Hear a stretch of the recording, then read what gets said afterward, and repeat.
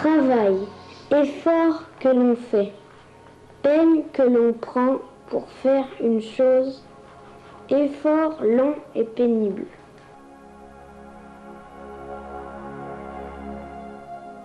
Mouvement des castors, groupement réunissant des personnes ayant pour objectif de construire en commun leur maison sans faire appel à des entrepreneurs.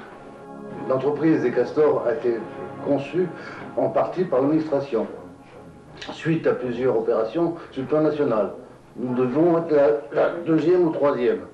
Il y avait hier, avant, et puis nous autres qui ont été contactés par des circulaires. Tout ça pour bénéficier des facilités de financement.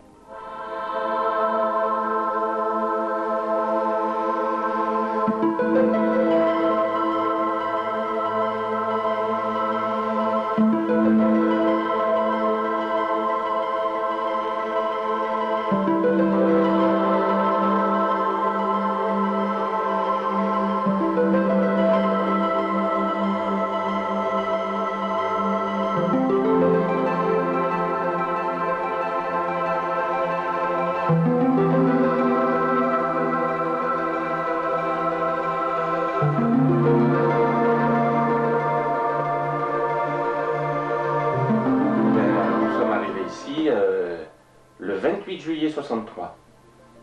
28 juillet 63. Il y avait un soleil magnifique, pas de route, pas de clôture, des tas de gravats partout, mais on était contents.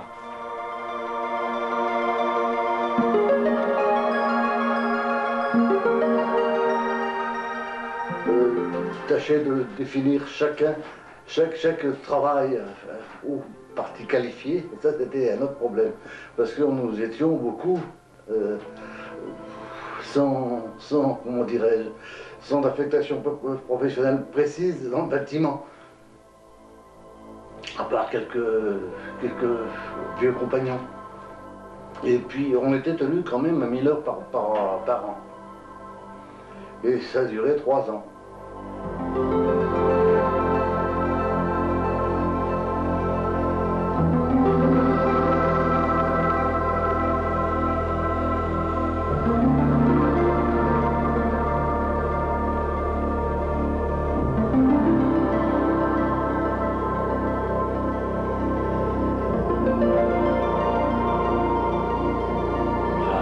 Alors moi, ce que je me rappelle aussi, c'est que moi je faisais pas mal de menuiserie avec Denis, Maurice, hein, et puis Alain Niel, qui venait dans la semaine, qui se mettait avec nous aussi.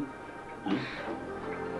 Mais une anecdote, si je peux me permettre, c'est que on arrivait ici, on était un peu bouleversés. Alors, le premier soir, j'arrivais avec une gazinière qui était réglée au gaz de ville.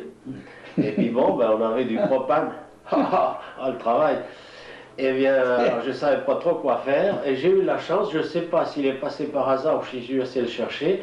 Enfin, c'est Bruno Tonon qui est venu et qu'il a pris un marteau, il a réduit les gicleurs, il a réduit la grosseur du gicleur. Et bien, vous voyez, ça a marché et ça a duré des années. On s'en est servi encore des années telles que.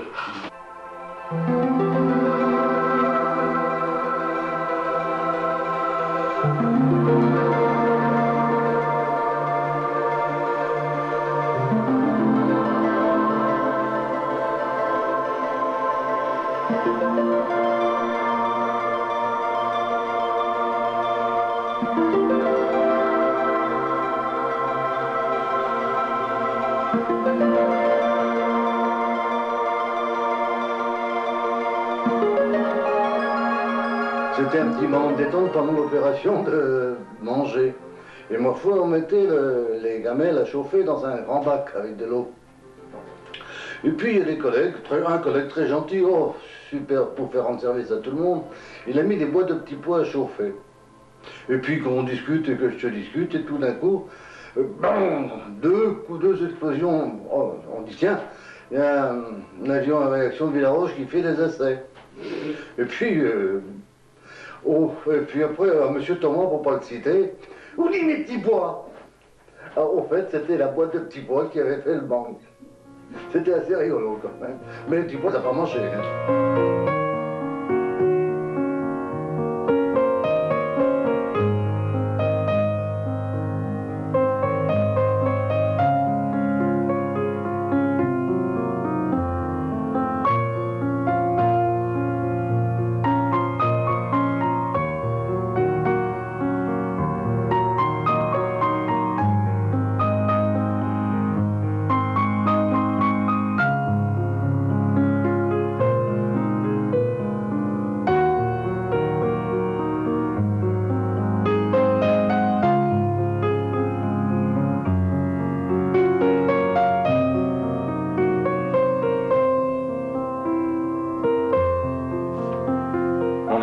Dans la maison avec le peu de choses qu'on avait. Et je me souviens très bien, on avait ouvert tout grand les fenêtres de la salle à manger et on avait mis une grande caisse de déménagement renversée par terre et on a mangé là-dessus. Et on était heureux. Que la rue des Brandons, que c'est ici qu'il n'y a plus de roches. Ben les pavillons... On va dire tout ce qu'on veut. Non, tu sais que les pavillons sont construits sur la roche. Là. Ah ben oui, tout à fait, oui, on est tout à fait sur les rochers ici. Il y en a 4 là, on a tellement tapé dans les fondations, on peut le savoir. Enfin bon, le jour dont le plus attendu, c'était la remise des clés. Madame Niel, elle a été au 19 rue des Brandons, non, des Jonquilles. Monsieur Samin a pris ma place, et moi j'ai pris la place à Monsieur Niel. Donc ça fait nous 38 et Samin 36. Et ça a arrangé tout le monde.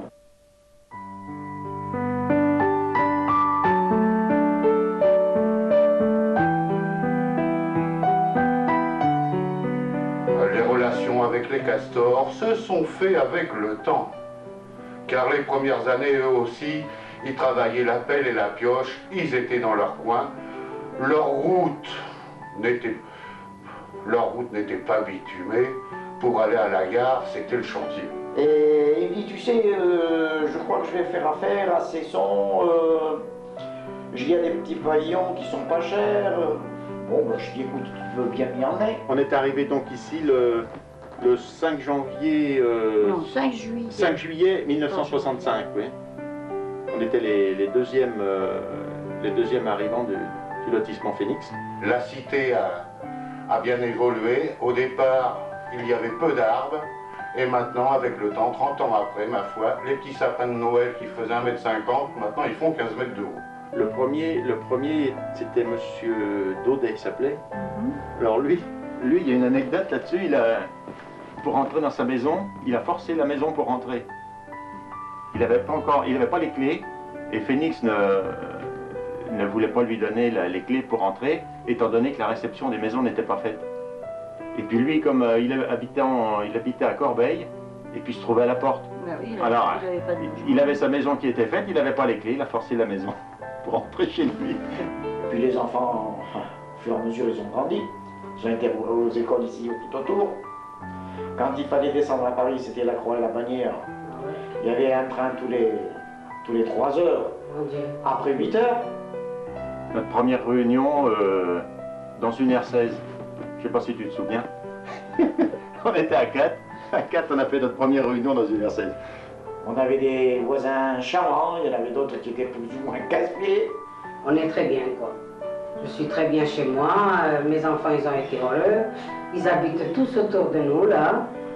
Sur ça, les rapports avec les castors, ben, moi je sais pas, ça a toujours bien été, hein, je pense. Enfin, nous étant sur la route de Saint-Leu, on est quand même un petit peu mis à l'écart de tout ça, comme on se trouve pas dans le centre vraiment, quoi.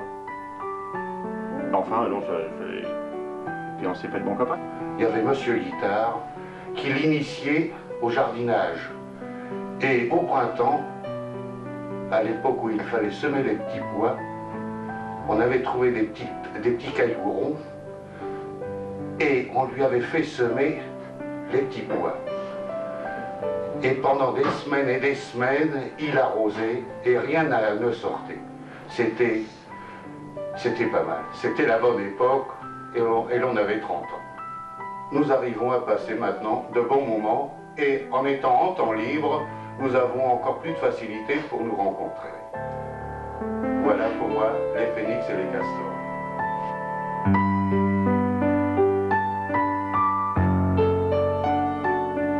Et en train de décharger on attendait un camion de menuiserie, à peu près maintenant, à côté de chez Maurice Bezol, là. Et puis le gars, il avait du retard, il a amené tout un tas de menuiserie.